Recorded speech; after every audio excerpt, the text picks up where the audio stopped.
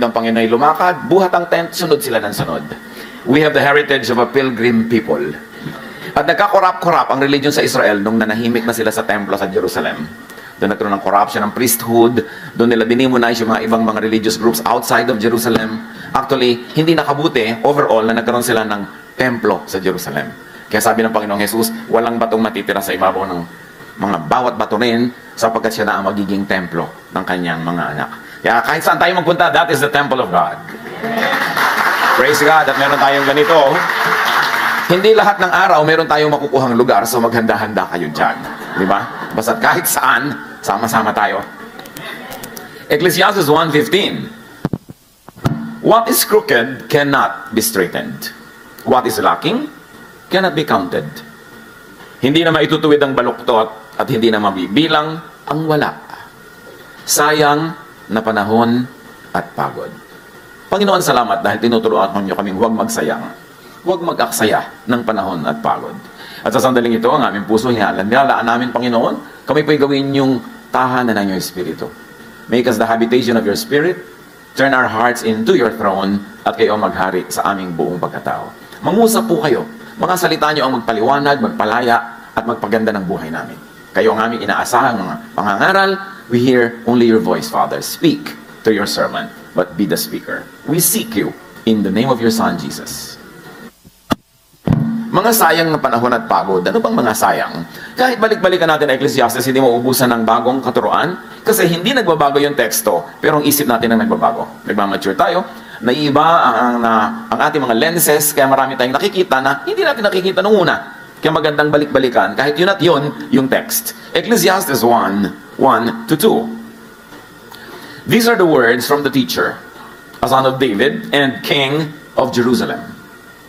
Everything is so meaningless. The teacher says that it is all a waste of time. Sayang na panahon. Do people really gain anything from all the hard work that they do in this life? Sayang na pagpapagod. Maiksi ang buhay. Dapat walang sinasayang na oras at pagod. Ito ang mga katuroan ng mangangaral, ang anak ni David na hari ng Israel. Napakawalang kabuluhan. Napakawalang kabuluhan. Lahat ay walang kabuluhan, sabi ng mangangaral. Of course, hindi naman literal na lahat walang kabuluhan. It's poetic language. So, exaggerated. Ang ibig sabihin lang, napakaraming walang kabuluhan na binibigyan natin ng sobrang pansin. At dahil daw doon, you must not mistake activity for achievement. Hindi ko mo busy ka, may nangyayari na. Hindi ko mo napapagod ka, sulit na. Kailangan matalino. Huwag magsayang ng panahon at pagod sa mga walang kabuluhan. At ngayon, sa ating pagbubulay-bulay mga kapatid ng salita ni Solomon, the wisest man ever.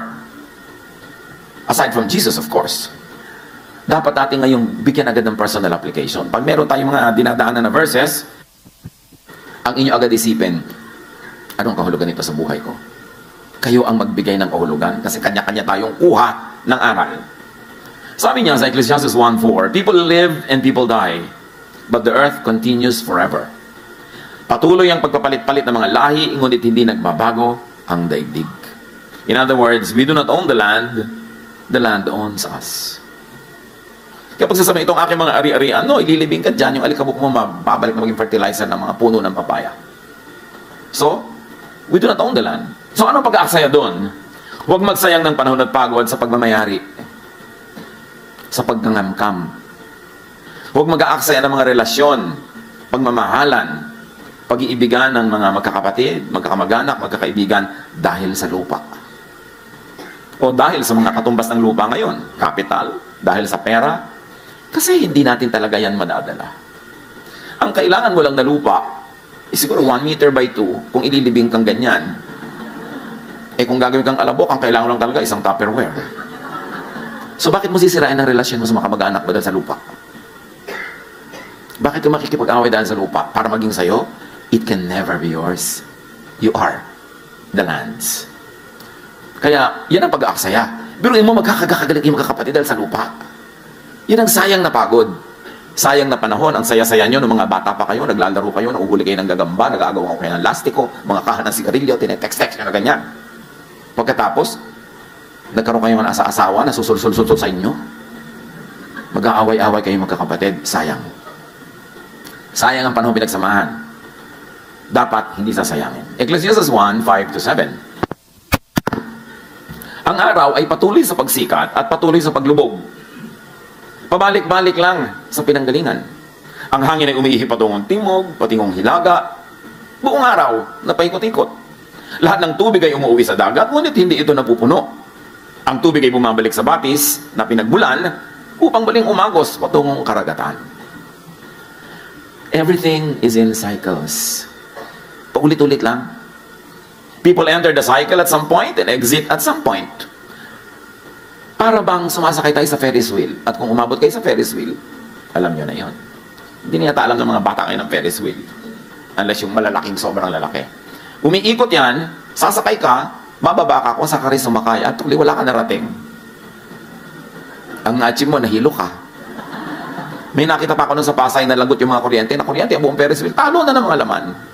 Ang tanong, ba't ka sakay ng sakay sa Ferris wheel? Nahuhumpak yung tiyan mo pagpababa. At magbabayad ka pa. Alam niyo ba maraming tao ang buhay nila parang sumasakay sa Ferris wheel? Ikot ng ikot, wala naman nararating. Nag ng nag, wala naman na-achieve. Yun at yun din. Kaya sayang. Pero kung sasakay ka rin lang, make the most of your segment. Hindi lahat ng sumasakay sa Ferris wheel bumababa where they come from. Yung iba bumababa na dito sa gitna, nahuhulog na sila. Like you don't always complete 60, 70, 80 years of life. Merong 10 lang, bababa na, may 15. So kung ano man ang na-assign sa'yo na haba, sulitin mo yun. Ibig sabihin, huwag ka magsasayang ng pagod at oras sa mga walang katuturang bagay. Sayang yung segment mo. Sayang yung ride. So every segment should count. Huwag magsayang ng panahon at paikot-ikot lamang na walang nararating. Sa buhay natin, isang ganun din tayo eh. Paikot-ikot, papalit-palit. Pero yun at yun din lang. Kayo na mag-interpret kung ano yun sa inyong mga buhay. Kasi kanya-kanya yan nakahulugan sa ating mga buhay. Ecclesiastes 1:8, words cannot fully explain things, but people continue speaking. Words come again and again to our ears, but our ears don't become full, and our eyes don't become full of what we see. So Solomon observes, we are never full. Kaya huwag na lang magsayang ng pagod at panahon sa pagpupuno ng hindi naman talaga mapupuno. Yung mahilig sa sapatos, kahit sandamukal na sapatos na yan, hindi pa rin kayo mapupuno. So tama na yung 5. Yung mahilig sa bag, kahit nang mabili nyo ang lahat ng bag sa mundo, hindi pa rin kayo sasaya kasi yun ang hilig nyo eh. So tama na yung konti. Mami, bakit wala na po ito? Yung ulam ko di malabdaw na miswa. Bumili ako ng Birkin, anak. So mga 5 taon tayo magmimiswa. Kung minsan you sacrifice so much for something, that's not really worth it. Bakit sinasabi ni Solomon? Kasi bulag tayo sa mga bagay na gusto natin. Kung anong hilig mo, bulag ka dyan. Kaya dapat tapunan ng liwanag ng wisdom ni Solomon, sabihin, sayang ang lahat ng ginagawa mo. Sayang ang binibili mo. Lalo pa nga kung malaki ang ibinabayad mo dyan. In terms of money, in terms of human relations, in terms of emotion, sayang. Because we are never really full anyway, so makontento ka ng hindi full. Yung mga naghahanap ng pag-ibig, to fill them, to complete them, wala nun. Hanggang tumanda ka na at gumagapag patungong libingan, naghahanap ka pa rin ng ko-complete sa'yo. So kung ano ka na yan, magsaya ka na.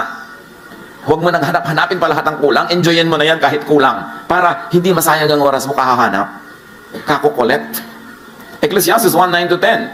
Ang naganap nun, ay nangyayari rin ngayon.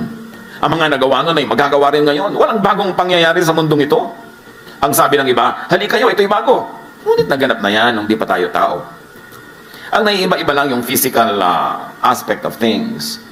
Yung method, yung tools, but the essence is the same. Kahit anong makinarya pa, ang sabihin mong bagong invento, walang nangyaring bago. Ang totoo, ganun lang yun. Ang tao naghahanap ng ginhawa, noon hanggang ngayon. So ano man yun, kaya automatic, kaya ano ginhawa yun, pareho lang ang paghahanap.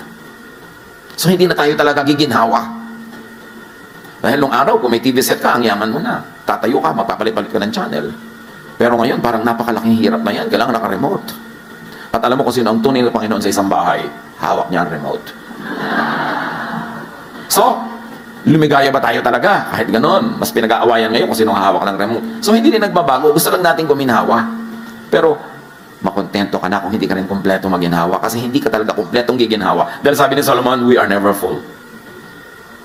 Dati, Daddy, mag-abroad ka naman mga 5 taon lang para makabayad tayo ng utang, makaganito, ganon. Mamaya, 5 taon, Daddy, mga 50 years pa. Dahil hindi na matatapos ang gastos. Habang lumalaki ang kita, lalaki ang gastos, dumadami ang humihingi. Hindi rin kompleto yan kahit kailan. Hindi ka rin luluwag. Kaya yung mga nagsasabing bigyan natin ng nanay pag maluwag tayo, nako, palayok na lang maibibigay nyo para sa kanyang abo. Kasi hindi na kayo luluwag. Dapat isama na sa budget si nanay kahit masikip, kahit kulang. Hindi darating yung fantasy na maluwag kayo to be able to give. Because we are never full. So ang naganap daw yung nangyari na. Paulit-ulit lang. So do not reinvent the wheel. Just enjoy the ride. Whatever that means in your life. Ecclesiastes 1:11, hindi na maaalala ang mga nauna. At ang mga nangyayari ngayon ay malilimutan din sa hinaharap. Marami mga tao, pilit sila nagtatayo ng legacy. Legacy. Walang legacy. Yung mga pharaoh nga na nagtayo ng mga pyramid after 5,000 years, natatandaan pa ba natin sila? Generic na lang, lahat pharaoh. Tapos. Konting-konti yung natatandaan, katulad ni Jose Rizal. At dahil lang nasa batas natin na pag-aralan ng Rizal course. So huwag ka na magpagod para matandaan. Isang alam mo, malilimot din ako. Talaga malilimutan ka. Bakit natatandaan mo ba lola mo? Ika-5th generation? Wala din naman, di ba? So huwag ka na magpagod na matandaan. Enjoyin mo na lang ang buhay mo. Yung kahit minsan, tinamahan ka ng araw, nakakita ka ng bituin ng araw, at pag tinawag ka ng Diyos, present. Pag nag-roll call, tapos, move on. Kasi hindi na babalik ang buhay na ito. So dapat huwag masayangin sa mga kung ano-anong di mo naman kailangan. So huwag na kayo mag-legacy dyan. Gumawa na lang kayo ng tama. Minimize pain, maximize pleasure, do the most good. At sumakabilang buhay kapag tinawag ka na, para doon ka naman. Every generational batch grapples with life as if it were new and unknown. And it begins as new for every batch. Kaya kahit anong payo bigay mo sa mga bata, ayaw makinig. Di ba? Kasi uulitin nila yung mga pagkakamaling nagawa mo noon. Uulitin nila ang lahat kasi bawat isa may kanya-kanyang cycle ng buhay. Hindi mo pwedeng i-accept yung next generation sa lahat ng naging mali mo. Then ano na magiging buhay nila? Perfect. Kasi wala ba't ang mga bata hindi nakikinig? Mayroon talagang dapat pakinggan, pero dapat din nating tanggapin na built-in siguro yun para madiscover nila ang buhay for themselves, for them to learn from their own mistakes, like what we did, because we cannot exempt them from all the mistakes we made, because we should not exempt them from all the aspects of life. Kaya huwag tayong mabigo, magturo tayo na magturo, and pray that they will listen, at mga bata, makinig hanggang kaya nyo, pero huwag na nating sakta na ating makalooban pag hindi tayo laging pinapakinggan. Kasi didiscoverin nila ang buhay on their own. That's part of living. Ecclesiastes 1:12-15, patuloy ni Solomon, ako, ang mangangaral, ay naging hari ng Israel.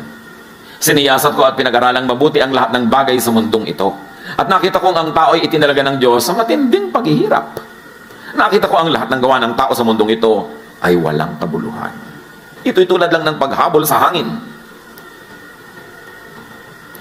Hindi na maitutuwid ang baluktot at hindi na maibibilang ang wala. So to be happy in life, to be happier in life, to not waste time and energy, huwag niyong bilangin ng wala.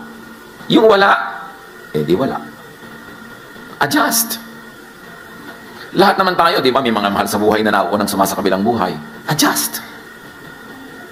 Kasi kung gusto ng Diyos na sabay-sabay yung kunin, hindi naman mahirap gawin yun. Natira ka pa kasi hindi mo pa time. So, live your life.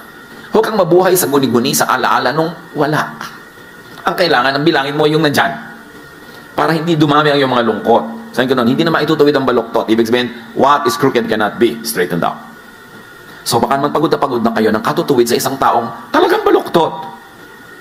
Mamaluktot na rin kayo para makasabay niya pamisa-misa.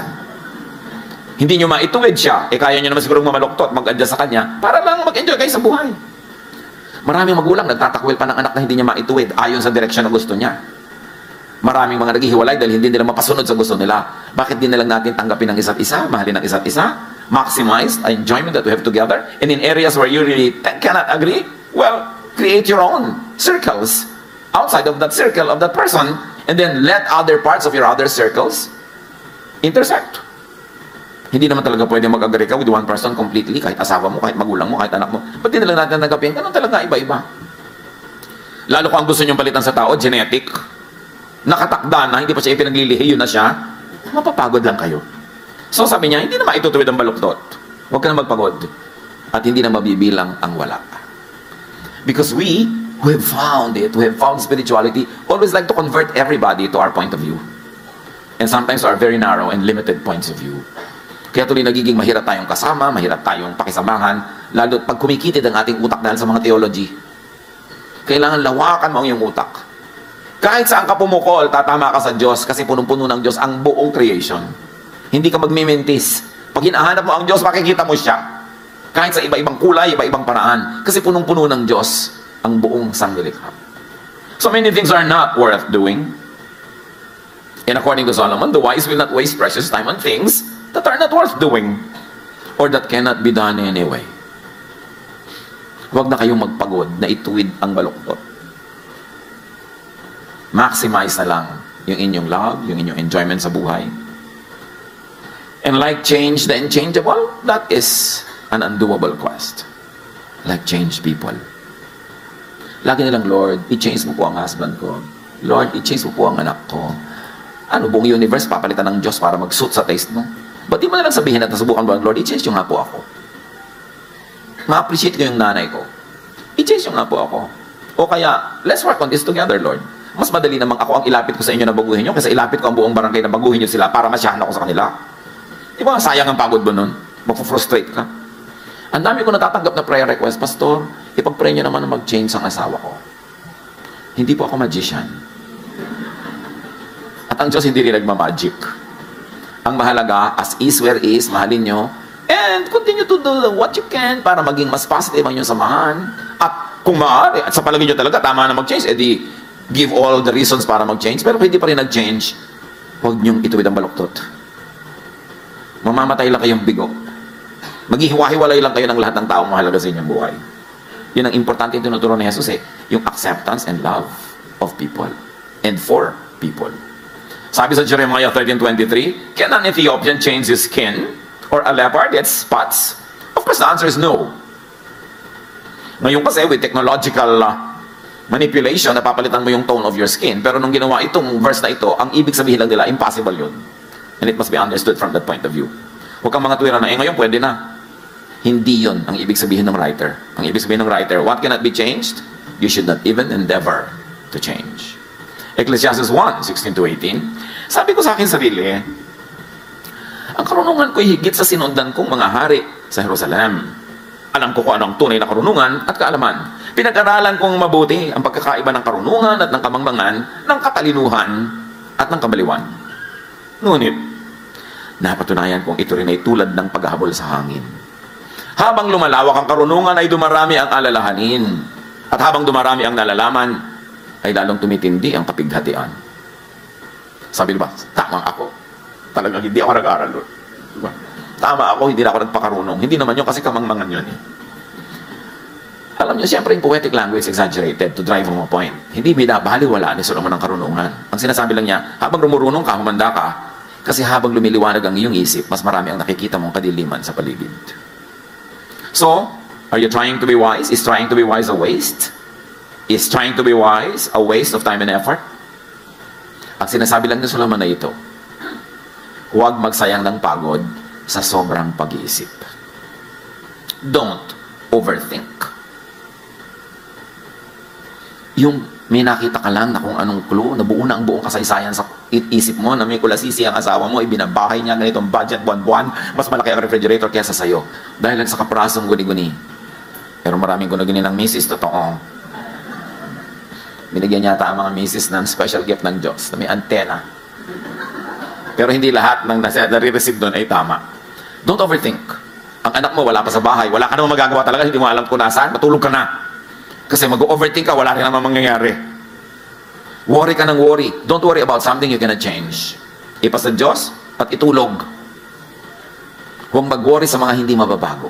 Kung minsan meron tayong makaramdaman na talagang parang napaka-lala, just have quality of life. Enjoy whatever is left, and when you have to go, go. Do not struggle with it too much. Kasi, pag hindi mo yan tinanggap, lalo lang humahapdi, lalo lang humihirap, mangyayari din naman.